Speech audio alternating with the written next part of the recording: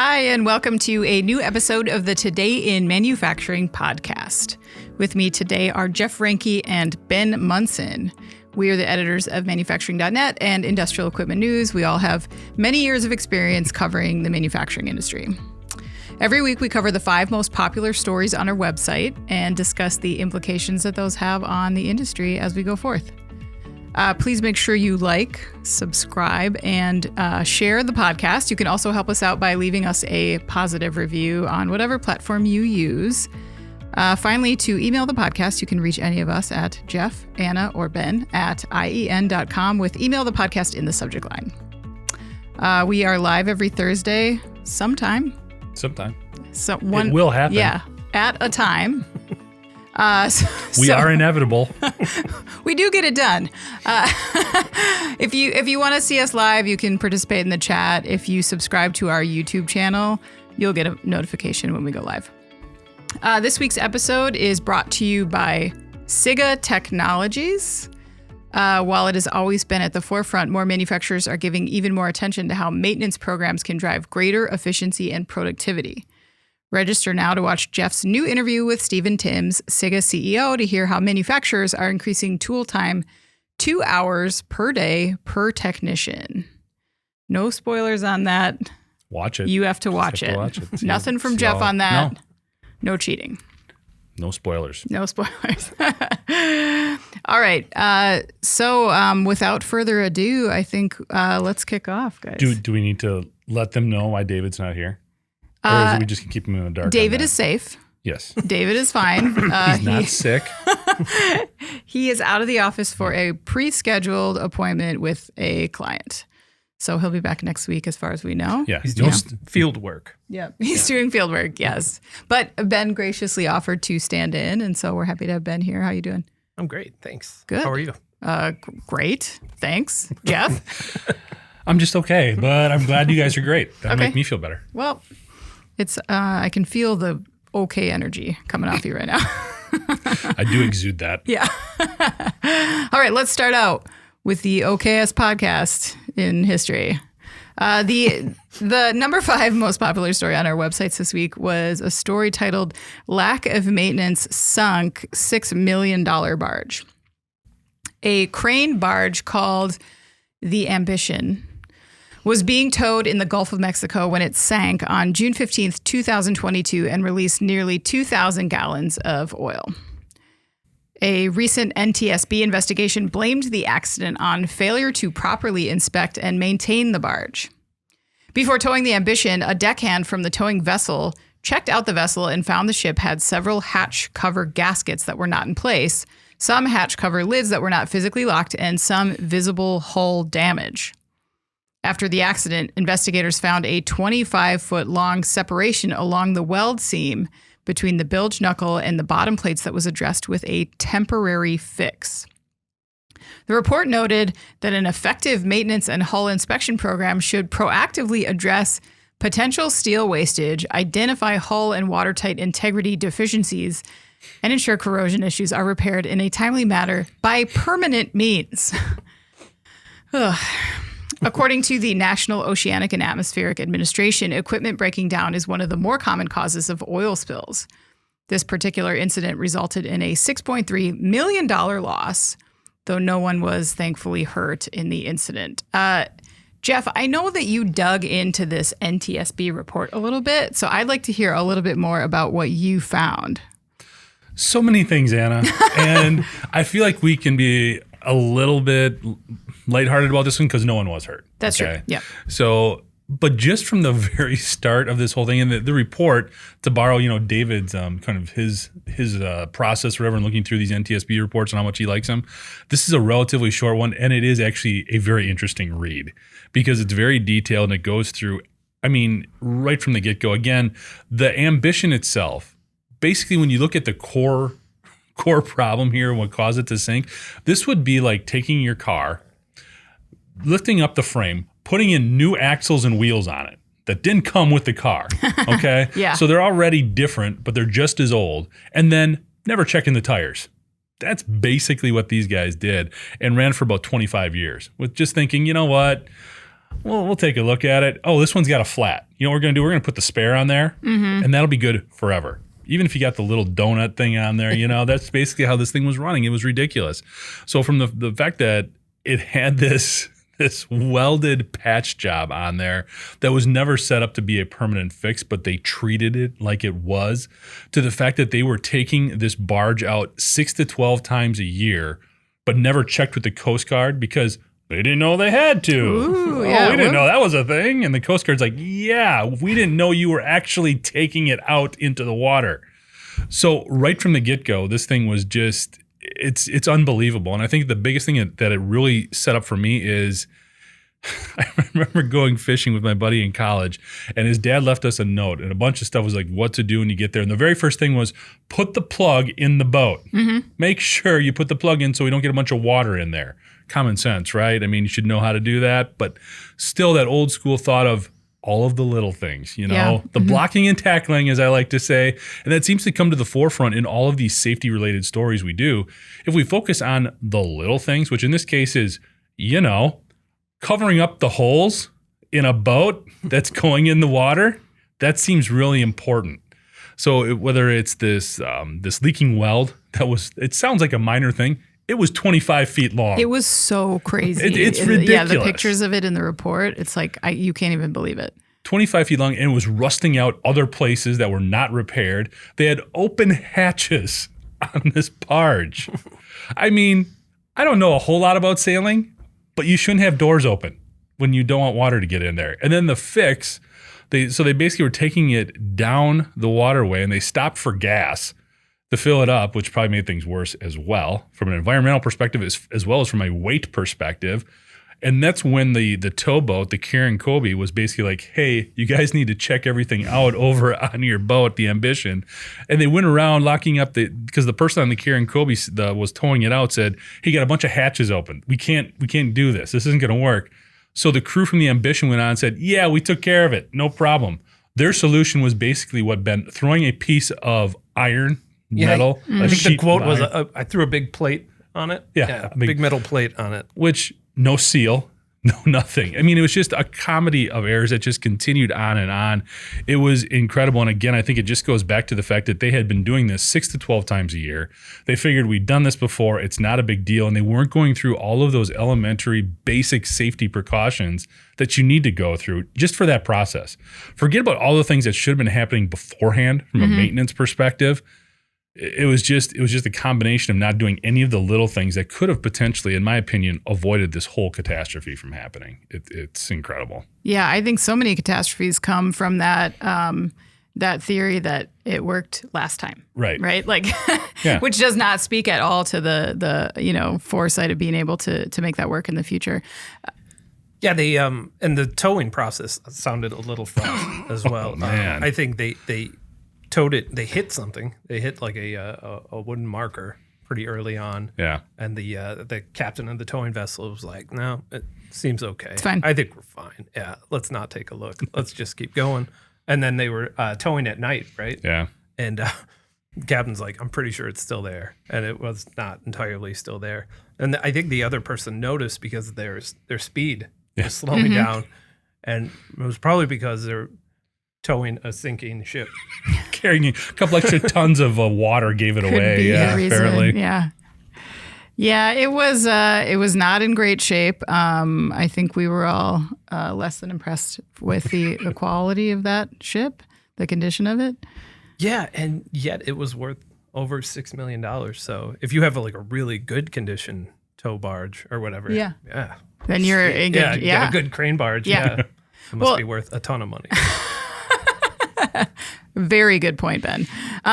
And to me, very alarming, I think, to see how much of it was like, well, this doesn't look great, but we're going to move forward anyway. Yeah. Or, it just makes you wonder what kind of condition the rest of the boats are in. If this was not an immediate, we need to shut this thing down, we're not going to hook it up, we're not going to take it because it is in such terrible shape. Nobody did that. I mean, they all just, and kind of blame game a little bit where somebody was like, well, I was looking at it, didn't look good, but then the captain, I thought, said that we were good to go, so I just walked away.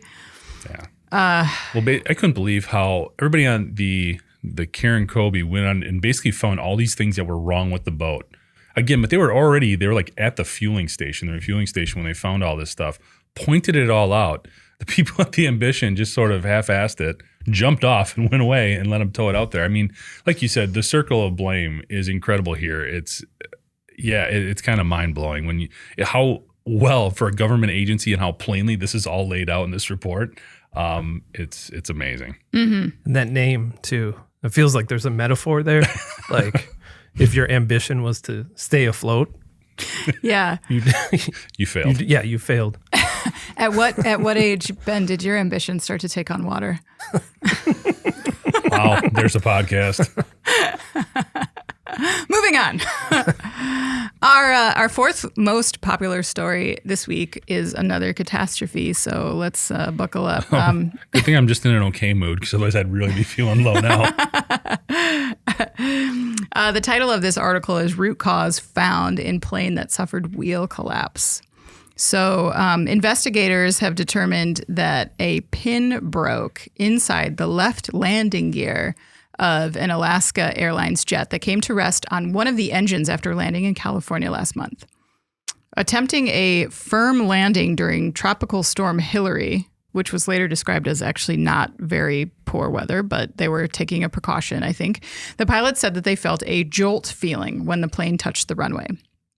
The landing force was later determined to have complied with regulations.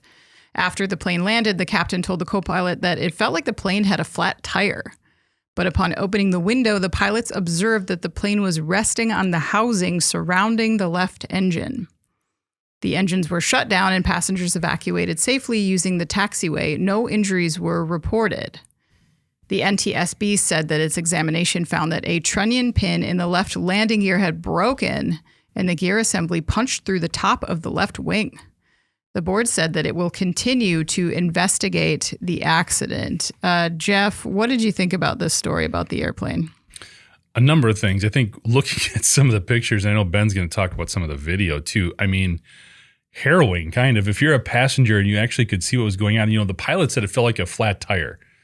If you've been going fast enough and you get a flat tire, that's scary enough. But when you're on a plane that large, I can only imagine what this must have felt like if you were on that side of the plane. I mean, that had to be terrifying. So there's that dynamic. There's also the fact that Boeing really doesn't need to continue getting these types of headlines, even though this looks like, when you're looking at a high alloy steel pin here, these things, they don't break. The amount of weight and the amount of pressure that was being placed on it was actually lower than what the highest level of stress that it's supposed to be able to tolerate would be. Mm-hmm. So there was nothing out of ordinary from an operational perspective. It looks like this was a bit of a, 1 in a million type of dynamic, but still so scary. And again, Boeing does not need any more quality control scrutiny. So there's that dynamic as well. I think, again, looking at the pictures, this feels like it could have been so much worse than what it was. Appreciate the hard work of those pilots and their training kind of coming into play. I can't imagine too, the other thing is, thankfully, the side that was sort of wavering or was resting on the engine housing was not the side that the passengers got out on, mm-hmm. which I think that would have been even more unnerving or caused even a greater maybe stir from the passengers, because maybe potentially a lot of them were like, well, that was kind of bumpy, not so bad, if you weren't looking out the window and seeing it. So crazy. Seeing the gear assembly punch through the top of the left wing. Ben, tell us a little bit about the footage that you saw. Yeah, it was somebody filming the landing, a 16-year-old. And I'm not sure why he was filming the landing, but it was dark, storming. I'm sure everybody was a little freaked out. And then it hits, and all of a sudden there's the sparks shooting out everywhere. Yeah. And because it's so dark, you can really see them. And then the expletives start to fly. And I was like, I would feel the same way. Like, I would really be Well, there was a ton of smoke, too. It was eerie the way that was coming off walking into that video. Man. But the pin just popped. Is that basically what happened? It snapped, mm-hmm. yeah, and everything mm-hmm. else just went shooting straight up. It's crazy to look at the damage. When you look at just the plane from the front, it's just kind of tilting, it doesn't look too serious. Then you look where that actually broke off and where the landing gear shot up through the wing. That is... Yeah. Wow. Yeah, I didn't get a number on the cost of the damage, but it was described as tremendous. I don't know exactly what it would take to fix a punctured wing and all the other stuff that came along with it. Yeah.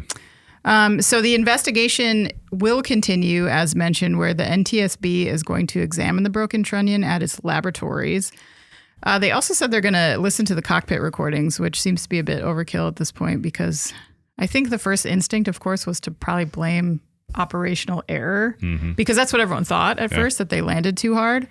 But those pilots were, I think, kind of cleared in that. So it just we'll see what happens as they continue to investigate. But it's probably easier in my thought that, like, if you can blame it on one person's actions versus a component that now they have to review the efficacy of and decide if they need to swap it out or it needs to be bolstered in some way. I don't know. That's a lot bigger problem to solve. Yeah, I have a feeling if Boeing needs to throw somebody under the bus, I believe Magellan Aerospace was actually the manufacturer of the pins that they use for these planes. So I think they would be pretty quick to deflect there if they can or if they need to. So that could be the next sort of step in the story if that comes into greater scrutiny. I don't know. Game. But yeah, who makes the engine? Because that did a great job. Yeah, kept going. You're right. I mean, it kept No the plane fire. up. Yeah, you good can point. land on that thing. Yeah. Not what it's designed for, but you can do it. Yeah. All right. So I actually just realized that our next story is also about a catastrophe. Almost. There's a little bit of a theme developing here. Catastrophe week. Thanks, David. This next story is about Tesla's Cybertruck and how it lost a wheel cover on a freeway. So as the long anticipated and much delayed Tesla Cybertruck approaches deliveries expected this quarter, reports have emerged of prototypes being spotted out in the wild. And while many showcase the model charging or speculate on changes to the interior or exterior, another video recently surfaced that could be cause for concern.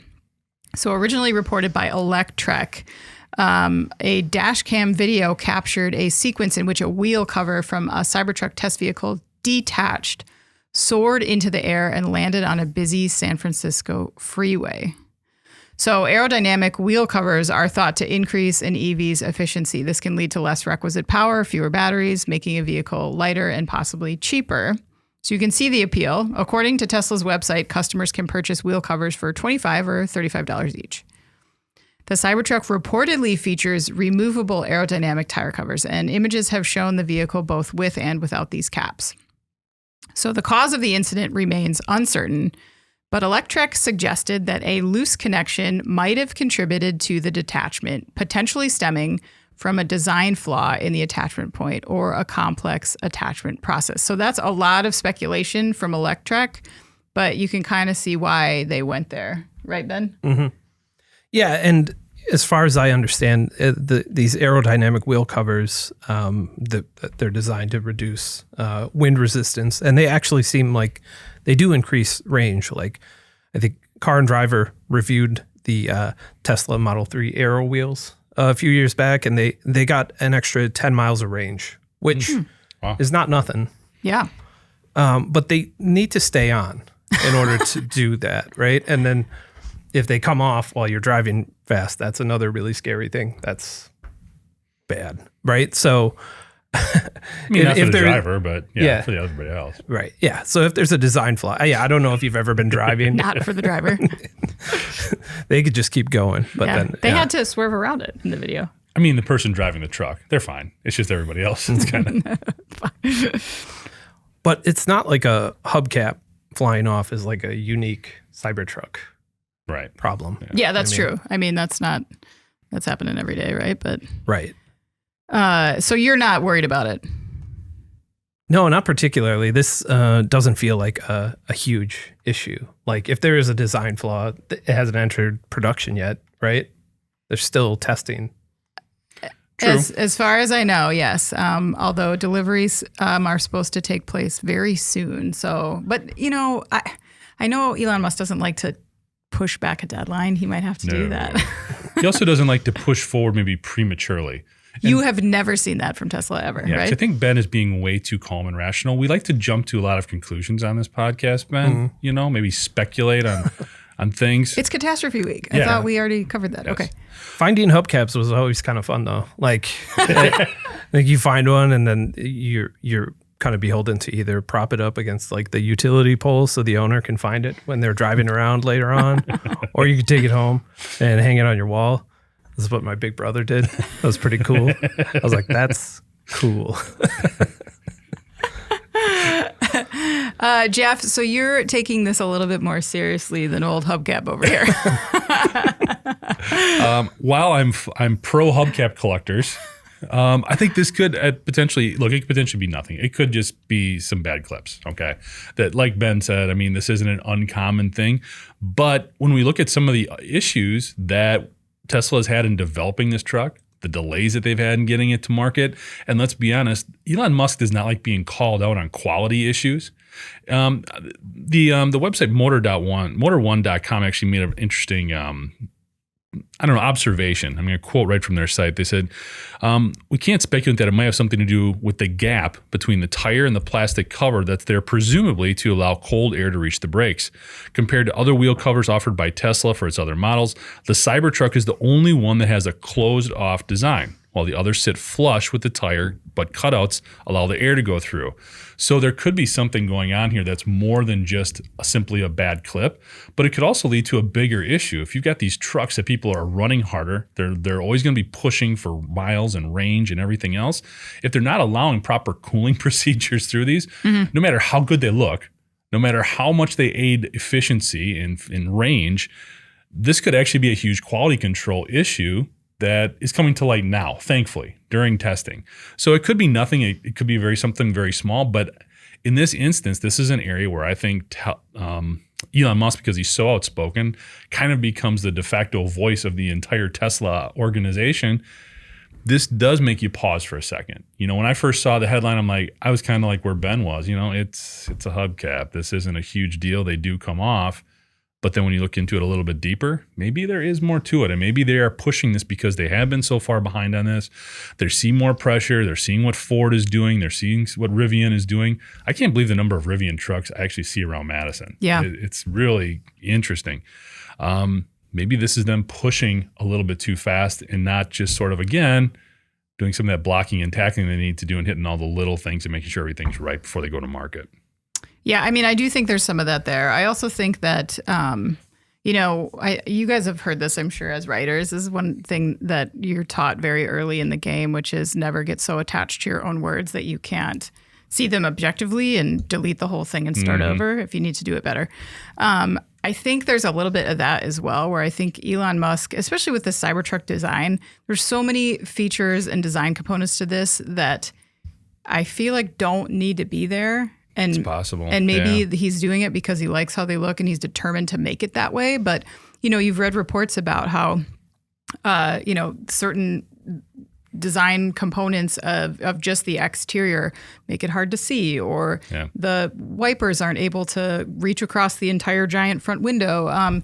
Things like that, where you think if you're really focused on functionality and not just how beautiful is this design in my own mind? Which is also relative with the Cybertruck. Right. Then you might need to revisit some of these selections and choices and maybe do them a little differently. And so I feel like I'm not that surprised that we're seeing a lot of clunkiness as the prototypes come out and you hear these reports of problems. I hope that they will take a hard look at this and maybe make some changes where they need to be made, but you never know with Tesla. Ben, what do you think of the look of the Cybertruck? It's kind of grown on me. I know a lot of people described it when it was first announced as like, it looks like it hasn't finished rendering yet, or like it looks like Nintendo 64 truck. But yeah, it's dumb, but kind of in a cool way, See, it looks like something out of like Minecraft. My daughters used to play that all the time. This looks like the vehicle they would have in Minecraft. I'm just like, it's funny to think that these people will buy these and then have to do mundane like pickup truck stuff with it too, like help your friend move a couch with the Cybertruck. You're gonna look so cool doing it. We have a comment from Seth, who's watching us live. Thanks, Seth. That says, I come here for the speculation. Thank you. Thank you, Seth. We will continue to do that. And we've got more stories to come. Thank you for not calling it wild speculation. Yeah, like it's controlled. Just regular, It's just run-of-the-mill speculation. Everybody does it. All right, so our next most popular story of the week is about a man-made hamster wheel, which is probably what everyone was guessing. The title is Man-Made Hamster Wheel Tries to Cross the Atlantic Ocean. So here's what happened. An extreme runner named Reza Baluchi was trying to traverse the Atlantic Ocean in a structure that resembles an adult-sized hamster wheel. Adult-sized. Hard to even say that. Like an adult hamster? An adult-sized hamster. Yeah. An adult human-size hamster wheel. When the U.S. Coast Guard spotted him, and that's where the trouble began.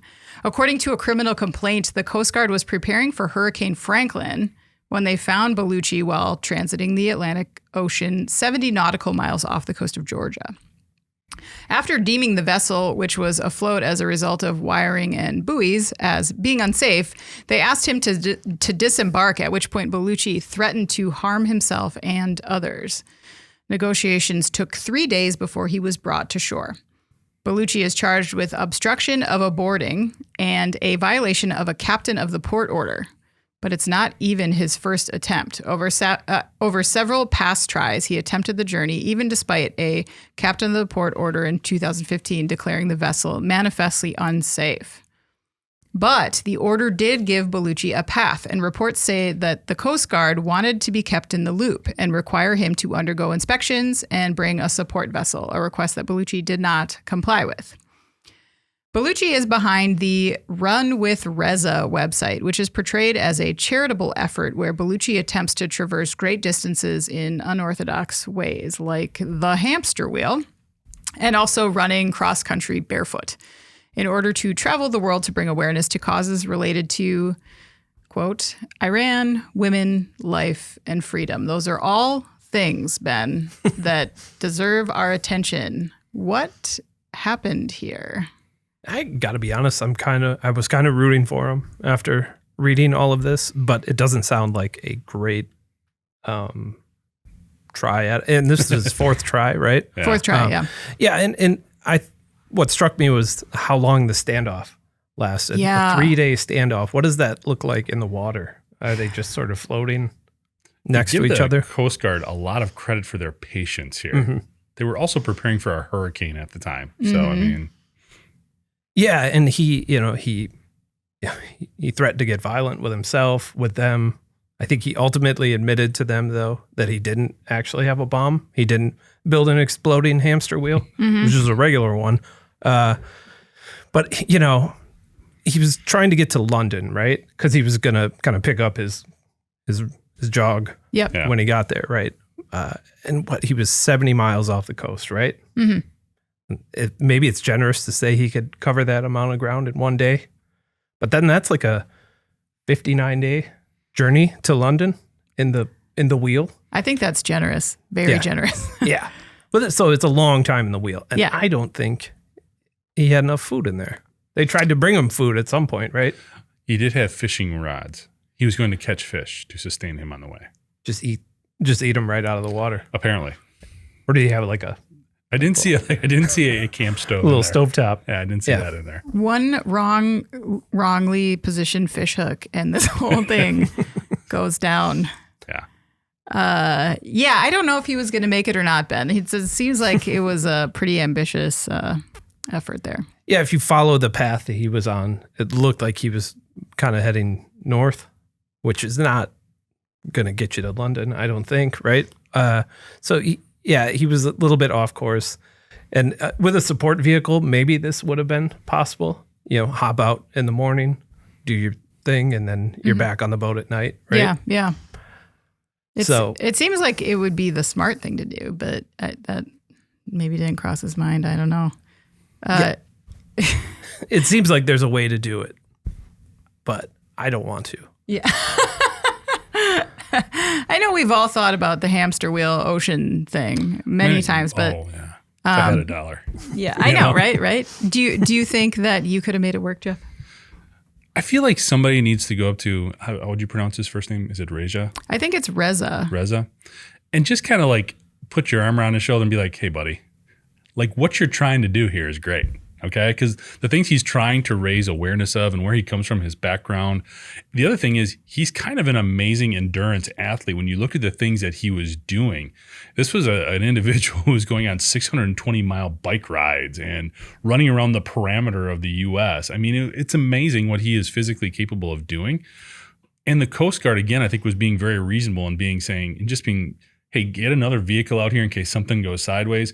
You don't really think that this vessel, this hamster wheel, which just to sort of give everybody a visual, it's exactly what you would expect, essentially. It's a transparent sort of plastic pod. It's attached to a big metal frame, and it's got spokes that then are attached to, I think there's sort of 36 inflatable balls, basically on the, I don't know what you would call it, the runner, the wheel part of it. Yeah, so, it's like a paddle wheel kind of. Yeah. So from an engineering perspective, it's kind of impressive. He invested like $5,000 into it in order to make it. So give him, there's some ingenuity there. Again, as my drill sergeant said to me numerous times in basic training, excellent initiative, poor execution. He needs some guidance here because I think what things he wants to accomplish are very positive. But again, there's very little safety and planning involved here. And that's what he needs for something like, if you're going to be this crazy and great and generate awareness for all these causes, which are good, you need some better support mechanisms in place. You can't just do it, obviously. Yeah, so. It's a pretty cool prototype that he put together there, and it definitely looks like something that I would rent. Like when you go to the 100%. When you go to the lake and they have like the paddle boats that look like ducks. Yeah. And you could have the hamster wheel right next to it. Yeah. Take it out on a lake. That's what this is appropriate for. Like the ocean is a completely different ballgame. Do you know how easily this thing could get punctured or clipped by a bigger vessel? Or, I mean, there's just so many dangers out there. That's just, it's crazy to think that that was his plan, was to just keep going for. And he was going to pull a live fish into it also. Yep. Yeah. I don't want to be wrestling a fish in one of those. No. Well, he's going up top. He's got it planned out. It's it's very clear. And it is too bad because you mentioned some of the things that he's trying to promote and bring awareness to. Like, they're all very positive things. And now all these people in the world are going to know him for his like really outsized, aggressive and violent reaction to being caught. When this was completely unnecessary. It's very impressive, all the running stuff that he's already been doing. So you just kind of wonder, like, what is your mission exactly? And now the awareness of this stuff is sort of on the back burner now. Everyone just knows you as like the guy who threatened the Coast Guard with a knife. Coast Guard did a great job on this one. I know it was the fourth time they've and they had a little practice, unfortunately. Yeah. But they showed a lot of patience, just kind of hanging out there with them for 3 days. For sure. And let's not be remiss and skip over the fact that they were preparing for a hurricane. Yeah. So crazy. Just kind of underscores how dangerous this was, just the circumstances there, but also that they probably had a lot of other things that they could have been doing at that time. Yeah, I think at one point during the standoff, they brought him food, water, and a weather report, presumably that they had like printed off. Yeah, like there's a hurricane coming. Yeah. And clearly he didn't have access to that information on his own, so that's like another terrifying component. But anyway, moving on to our most popular story this week. This is a doozy. I'm interested to hear what you guys have to say about this one. The story is Lucid's CEO's salary, a staggering $379 million. So Peter Rawlinson, the CEO of EV startup Lucid Motors, made an unbelievable amount of money last year. That's an understatement. Rawlinson's base salary is $575,000, but he also took home $5.5 million in stock options and some $373 million in stock awards for a total of about $379 million. Comparing this to Lucid's automotive peers, and I think it's being generous to even call them peers, when you bring in names like GM, right? So the CEO, Mary Barra, made $34 million in 2022. Ford's Jim Farley brought in $18.3 million. And Rivian's RJ Scaringe took home $1 million. Elon Musk, who once employed Rawlinson as his chief engineer for the Tesla Model S, said of the report, quote, "Beware any company where leadership compensation is not linked to performance." But Rawlinson's salary was, sort of. The company hit market cap targets last year, and this year it outsold its goals. But it bears consideration that the goal was 7,000 vehicles on the year, not to mention Lucid stock tumbled 82%. Ouch. The company's total revenue was $608 million. As David says at the conclusion of this video report, the company's goals double in 2023. We'll see if Rawlinson's pay does the same. What do you guys think? I'll let Ben go first on this one. Yeah, it's a gross amount of money, when especially considering it's like over half of their revenue. Mm-hmm.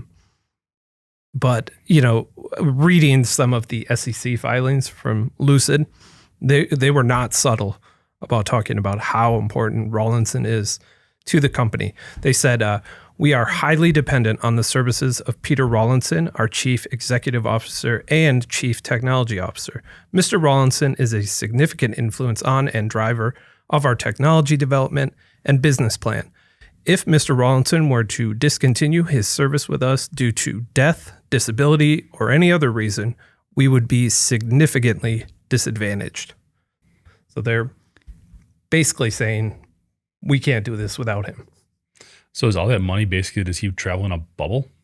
Like they're worried about him dying or getting sick? I mean, that is a huge liability to be so dependent on one person. Yeah. Yikes. But it still seems excessive in terms of a compensation package, especially when the company is still trying to get up to speed.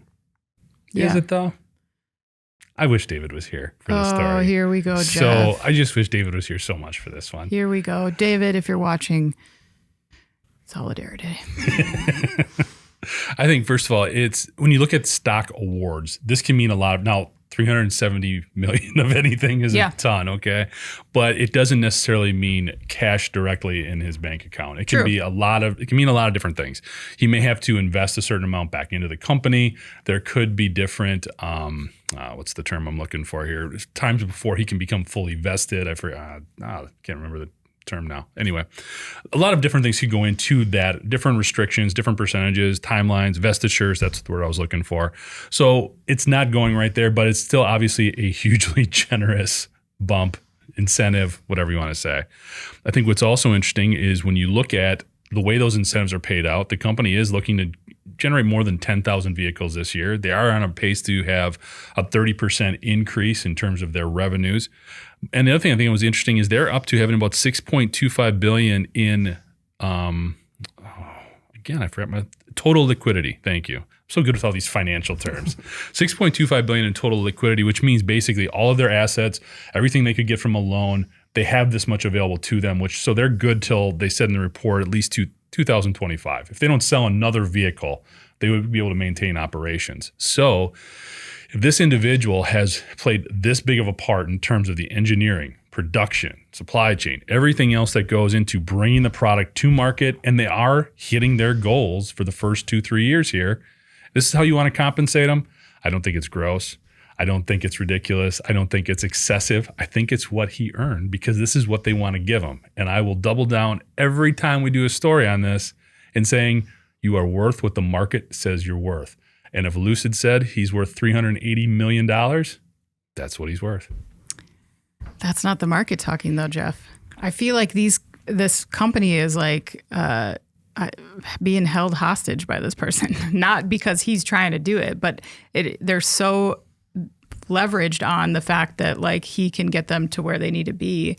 I think that's a problem for the company. I think that they need to really look at what this means. If they think $300 million in stock options is what they need to pay to keep this one, I don't know, linchpin in their system. I mean, there's a lot wrong with that in my opinion, but I won't get into the ethical issue I have, I guess, with one person in a company making that much money. But I will say that the average Lucid Motors salary ranges from approximately $69,000 per year for customer care specialist to $224,000 per year for electrical designer. The average hourly pay ranges from $19.44 per hour for shipping and receiving clerk to $38.31 per hour for operations associate. This is California, by the way. I was going to say, those are low for California. And I'm not saying that they're that starting $19, that's pretty low, but for anywhere. But I'm not trying to make the point that these salaries are too low. I'm saying that, let's view them as standard potentially here. And if they were higher, wouldn't we be concerned about the burn rate on this company? I guess to me, like in the grand scheme of things, with this company having so much to prove still, I understand that they have a lot of liquidity and that's fine, but they're also facing a lot of headwinds, in my opinion. And all EV makers are facing the same challenge now, which is now that we have these products that are come to market, we've proven that they're viable, we've proven that they're appealing. Now we have to get the price down. And Lucid's cheapest vehicle is $82,000 starting. So they have a niche market in an industry where there is a ton of competition, and that competition is just growing at a super rapid pace. And I think that they need to be able to look at the future and think we need to absorb some of this as we go, because selling $250,000 EVs, like that's not a massive market. No, I would agree with you on the front, and Ben alluded to it as well. If he is that indispensable, that is an issue. Okay, I would agree 100% there. And that would be a problem, especially like you said. I think Lucid, though, they want to sell these high-end vehicles. That is how they market themselves. So the quantity of sales is not going to be as important as like when Tesla rolled out the M3 or anything like that. However, there's going to come a time where obviously this is going to need to be scaled back. I don't know. I think you can, again, this is also relative in terms of what the actual value or dollar price you put on something is. But if they feel like he is this just crucial to getting this company up and running, I understand where you're coming from. However, when you do look at some of those hourly wages, that is concerning, and that doesn't seem to be something that's going to be able to carry forward. Mm-hmm. At some point, you're going to need to start paying those people a higher wage, especially if you're going to have operations in California. So that will be an interesting dynamic to sort of see how that plays out. And oddly, it's like him accepting this compensation package doesn't seem to be a big vote of confidence in Lucid. Like he's looking to cash in now, before they've even really carved out any part of the market. It's a safety net, really. I mean, to have all that stock. Again, we don't know how much of that he does. He may have to vest some of that back into the company. There may be some timelines associated with it. Granted, he will get it eventually. Mm-hmm. I'm not going to debate that, but yeah, we don't know all the details, I guess. True, but still too much. Matt, who's listening to us live, says that nobody is worth that much. And as Anna says, if he's that important, they are in trouble when he does retire or leave. I agree with what I said. Mark ECD, also watching us live, thanks for joining, says, I know a guy that makes hamster wheels that they could hire cheap. Well played, Mark. All right. We'll have to have a follow-up segment on this next week so David can yell at you. I look forward to it. He gets so angry. It makes my day. He would be sad about missing this conversation. All right. So before we move on to, in case you missed it, we're going to talk quickly again about Sigga Technologies, our sponsor this week. So again, while it's always been at the forefront, more manufacturers are giving even more attention to how maintenance programs can drive greater efficiency and productivity. Register now to watch Jeff's new interview with Stephen Timms, Sigga CEO, to hear how manufacturers are increasing tool time 2 hours per day per technician. All right. In case you missed it, I want to start with Ben today because Ben is a special guest on today's panel. So what did you select for your In Case You Missed It this week? That's nice. Thanks. Mm-hmm. I picked Johnson & Johnson is ditching its script logo after more than 130 years.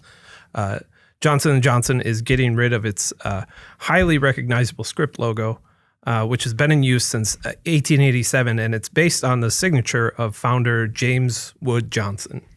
The reasoning is sound.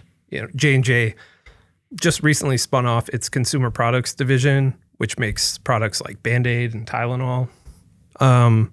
And that company is now called Kenvue. I think I'm pronouncing that right. Kenvue. And eventually that's going to be the name that shows up on the packaging. instead of J&J. Oh, okay. But the new logo that they chose is basically the same, just with like zero personality.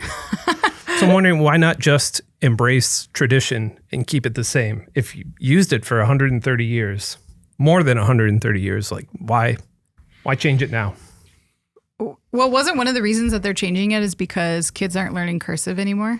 And it's in cursive? They spoke to an expert in the Associated Press story, and they said kids aren't learning cursive anymore, so maybe that's part of it. But this is the logo for Johnson & Johnson, which is like a medical device company now, almost exclusively. So are they worried that kids are going to see this logo a lot? Like when they're looking for like an MRI machine. And then they're like, what does this say? Not doing it. I don't know who this is from. I can't do this. Yeah. Well, I can't read that. And also, like, it kind of, in my opinion, some of those logos that have been around for so long, you see them. It's not like you read them. You just know, you just accept them, right? You know what it is. You know what it is. You're not like reading the Johnson and the Johnson. I guess I would say if I did not understand cursive, I would look at the J there and be a little confused, maybe. Yeah. I mean, my daughter's in 3rd grade and she does not read cursive. They never learned it, and they won't. So anytime cursive comes up, she does ask me to read it sometimes. She doesn't always get the squigglies. I don't know. Jeff, what do you think about the logo redesign? I'm always really leery of those, just for the reasons you mentioned, because it personifies your brand so much. There's so much equity, especially in that Johnson & Johnson script, in my opinion. Maybe I've just, in 20 years that would go away because they have the new one. But for me, it just seems so iconic and so well received and understood. I'd be really careful in navigating away from that. But I can get where they're coming from in terms of what that logo is actually going to be on now, as opposed to in the past. If it's not going to be on baby powder and things like that, maybe it's not as important. And maybe you want clarity there, exactly who it is. So I can see a little bit of both sides. If it's my call personally, I want to. I like staying with things that are well recognized and well known. So I think you got to be careful there. Fair enough. All right, Jeff, what is your in case you missed it this week? You'll like this one, Anna. Yes. It's not about catastrophes yet. Finally. So my story was entitled, Toyota builds a system that produces electricity, hydrogen, and water. And I like these types of stories because it takes a lot of this sort of emerging technology and gives a practical application to it. So Fuel Cell Energy and Toyota Motor North America have announced the completion of what they're calling the first of its kind tri-gen system at Toyota's Port of Long Beach operations. The system, which is going to be owned and operated by Fuel Cell Energy, produces renewable electricity, renewable hydrogen, and water from directed biogas. So basically what they have on site there, and this is going to be right at Toyota's Port of Long Beach logistics service, where basically they're taking all the cars that are coming in, getting them cleaned, ready for delivery, all of that type of stuff right from the container ships. And they're using this new platform that uses basically biogas generated from local food waste, agricultural businesses, things like that, to then run it through these very complex machines to produce enough electricity, renewable electricity, which will be off-taken to Long Beach to support operations at the port. Processes approximately 200,000 new Toyotas and Lexuses each year. So that operation will be supported by the electricity generated from this tri-gen system. It's also going to produce up to 1,200 kilograms a day of hydrogen, which can provide the Long Beach fueling needs for its incoming light-duty fuel cell vehicles.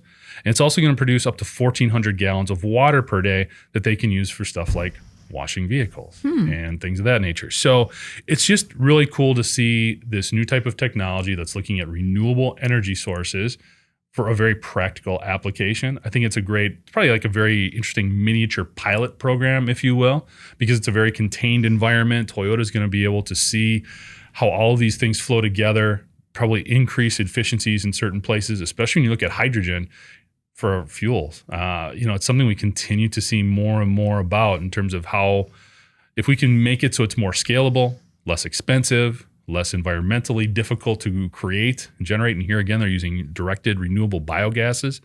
I think this is just a really interesting project to keep an eye on and how it could possibly scale up. And when you look at a company again like Fuel Cell Energy, sort of at the ground floor of these types of developments. These are the types of companies that could make things happen down the road too. So I thought it was just a really interesting, it's actually going to be put into use. So it's not even really a pilot program. It's just more of a miniaturization of something and see where it goes from here. It's a relatively small operation too for everything that it's producing.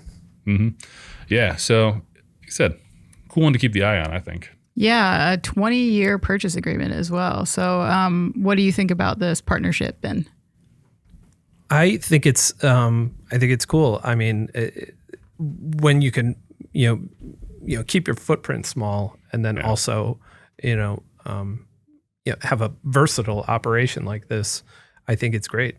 And I think I would be really interested to see how it could scale up and what the other applications might be for it, particularly the water there. Could this be drinking water at some point? I think it would need additional filtration. I think it's because it's more of a byproduct from the hydrogen creation. But, again, that's one of those things down the road that we can look at. Because, again, if you're looking at producing more and more hydrogen for vehicles, and this is a byproduct, there's a lot of benefits there too, especially when you look at the drought that's going on in the western part of the country. Who knows what different types of options you have available, where it can go, The other one of my favorite sayings, Anna, this could be another one of those things that leads to the thing. So it could be like a closed loop water park. Even better. Yeah. Who needs crops? We got a water park. They already have those. They're called splash pads, and they are disgusting. I thought this was cool too. I agree with you guys both. I also thought initially my reaction to this was, obviously Toyota has been committed to this idea of bringing hydrogen to market.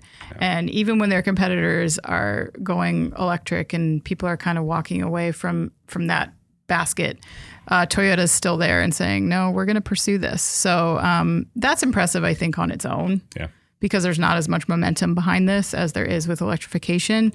But yeah, as you said, just kind of as a test bed to see what they can learn here, how it sort of improves public perception to just see it like safely put to use. That I think will maybe be a benefit to overall trying to get these scaled up in other ways. Well, I mean, it's the least glamorous part of this, but I'm interested too, because with a lot of these renewable energy options that we have, it's collecting basically the root stock of what you need to produce, in this case, biogas. So just that process of getting that food and agricultural waste, again, not a real glamorous thing to think about, but that's such a big part of a lot of this. We look at those renewable aviation fuels. One of the biggest issues there is collecting the oil from the fast food companies or whatever else you're going to use. So I think that's another thing that'll get worked out in these types of situations. That'll be cool to see. Yeah, definitely. All right. The last, in case you missed it, I selected this story because it got my attention because it's kind of fun, but it's about the National Toy Hall of Fame announcing their 12 finalists for the year. So 12 finalists are being considered for induction in this year's National Toy Hall of Fame, and Ken is one of them, riding the coattails of the recent feature film. My words, not the words of the article. But Ken is up against, all right, are you guys ready? Yep. Okay. Baseball cards, Battleship, Bingo, Bop It, Cabbage Patch Kids, Choose Your Own Adventure books, Connect 4, The Little Tykes Cozy Coop, Nerf, Slime, and Teenage Mutant Ninja Turtles. There's some heavy hitters. There are. I know. So the National Toy Hall of Fame, which is housed at the Straw Museum in Rochester, New York, is marking its 25th anniversary this year. Honorees will be inducted on November 9th following voting by a selection committee and the public. Each member of the 22-person expert committee will cast ballots for the top 3, and then the 3 toys that receive the most public votes by September 20th will make up a single ballot. So guys, there's not a lot of time left to vote. You can still vote. To be considered for induction, toys must have achieved icon status and longevity across generations. They also must be innovative and foster learning or creativity through play. Last year, Light Bright, Masters of the Universe, and The Top were inducted into the Toy Hall of Fame. So I know we talk about innovation a lot, and I realize there are some STEM components here as well that would endear some of these more to industry. But I just want to talk about from the perspective of just personal nostalgia. Like, there are some super great options on this list. Yeah. Like, what are your top 3? Like, it took me a while to think through this, but that's why we're late today. Is I just brainstorm on this just one. sitting at my desk thinking about this. I think if I had to keep 3, I'm Battleship, TMNT, and Choose Your Own Adventure, because baseball cards are not a toy. That's where I mean, maybe they qualify and whatever, but to me, that's not. I was too serious about it. Yeah. I'm surprised a couple of these aren't already in. Like Connect 4 and Nerf. Like, I thought those 2 would already be in. For me, I mean, I would definitely be with you in the Choose Your Own Adventure game books. Like, those were... I love those. Those were one of the only things I would read when I was a kid. Mm-hmm. So those would definitely go in for me. I think Nerf would... I mean, I had multiple Nerf footballs, indoor basketball, all of that.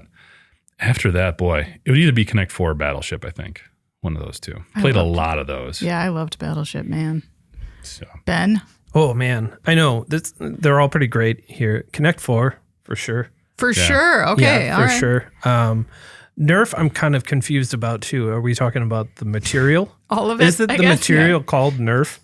Like, this football is made of Yeah, because Nerf? now they have like those dart guns or whatever. Yeah. I mean, that's like, that feels different than like the balls that were, Yeah, the picture they show in here is like the original indoor ball, Yeah. which that was all right. But But yeah, I think Nerf and probably Bop It. oh, I love Bop It. Yeah. That was a tough one Like the to leave first out. Christmas, we got the Bop It. We just played it like nonstop. It was awesome. So horrible at Yeah, that. my dad is really bad at it. Can't do it. Bop It. Twist Like, it. Yes, it was a source of rage because the girls were always very good at it and I was not. That's why they like And to they play with you. enjoyed it so much. Well, if anyone that is listening wants to send us their top 3, I'd love to know. But also, you guys vote. Yeah, you should vote. I love the Hall of Fame too, because it has a lot of stuff on there that's not necessarily you wouldn't think of as a toy. Like sand Sand. is in the Hall of Fame. The box, Yeah. I believe, is in there. Oh, yeah. You're trying to prove a point there when you do that. Right? Ball. Ball. Just ball. Yeah. The ball. I feel like stick was in the Hall of Fame too. Of course. Yeah. I say if folks want to send in their vote, we'll even send them a wonderful Today in Manufacturing can koozie Yeah. for their efforts. You could play Bop It while drinking Don't play Bop It. Brings back Bop It. traumatic traumatic. memories. Look, Dad can't do it. How bad at Bop It are you? Really bad. Really bad. Got to work on those reflexes. Yes. All right. Well, that about wraps it up for today. I guess we should do final thoughts. Ben, you got anything? Yeah. I was thinking about dad jokes. We, at IEN, we love them.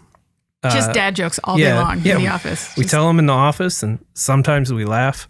But I feel like lately it's been really difficult to find new dad jokes. So if you're out there and you have any new ones, please send them our way. We need like new dad jokes. Good call. Yeah, I think you guys have reached the end of the internet. Yeah, it used to on be dad like a jokes. good 10 or 20 a day, and now it's like we're lucky if we can find one. What's funny is half of that crew that's into the dad jokes have no children. Yeah, that's true. They're into the dad jokes too soon. You've kind of ruined it for me, quite honestly. Whoa. Yeah. We ruined it. Ruined dad jokes because some of them are so bad. I mean, they're even worse than the ones that I would try to annoy the kids with. The dad jokes are kind of segmented to one side of the office, right? True. Yeah, there is definitely a dad jokes side of the office. Jeff and I sit on the other side. Yes. We roll our eyes yeah. in judgment and disdain. We don't tell any jokes. We just work. We have no time for silliness. We just make jokes about the people telling dad jokes all day. My final thought is, David, we look forward to having you back next week. Being in the hot seat is weird, and I don't like it. I need to move back over here. So Your hand gestures are much more controlled than his. And my voice does You not had a lot of... go up and up and up. Yeah. No, it does not. Nobody elevates like David. Yep. I don't know how to do that. So, but no, it's great having you on this week, Ben. Yeah, thanks. Thanks for coming. We have some other, Jeff is out next week and then I'm out the week after. So it's going to be a little bit. Get used to Ben. Yeah. I hope you like Ben. He's going to be here a while. You're going to see him again. This is the first I'm hearing of any of this. So that's. Ben, can you fill in next week? What are you doing next Thursday, Ben? Yeah, I can do it. Because guess what I'm going to be doing? I'll be fishing in the Great White North, and I cannot wait to do it. Is the fishing pole in the Toy Hall of Fame? Oh, probably, right? Or should it be? Oh, I closed it. I'm sorry. Yeah. I wonder if that was it. Yeah, that's where I will be next week. I am very much looking forward to it. Getting out there. This will be the first time I've been fishing this year where I'm not just the person baiting the hook or taking the fish off the hook for my family. So be nice. Because when you go with my daughters and my wife, like I just sitting back on the pier and they just keep catching and I just have to take them off the hook. I'm just kind of an automated. You're like the assistant? Yeah. I'm just there to make sure they have fun fishing. Oh, well, which that's is nice. fine too. Yeah, and then tell some dad jokes. Now, then they might hit me with the fish or something. So, no, none of that. But, yeah, so thanks for filling in next week, man. I'm out. We will miss you, Jeff. All right. For everyone who joined us today, thank you so much. We love having people in the live chat. So if you haven't, please sign up on our YouTube channel to get the notifications so we can just be all over the place on the time. We just can't commit to a time. Please make sure to like, subscribe to, and share the podcast. And to email the podcast, once again, you can reach us at Jeff, Anna, or Ben at in.com. Tell us your top 3 toys. We really want to know those top 3 toys. Subscribe to our daily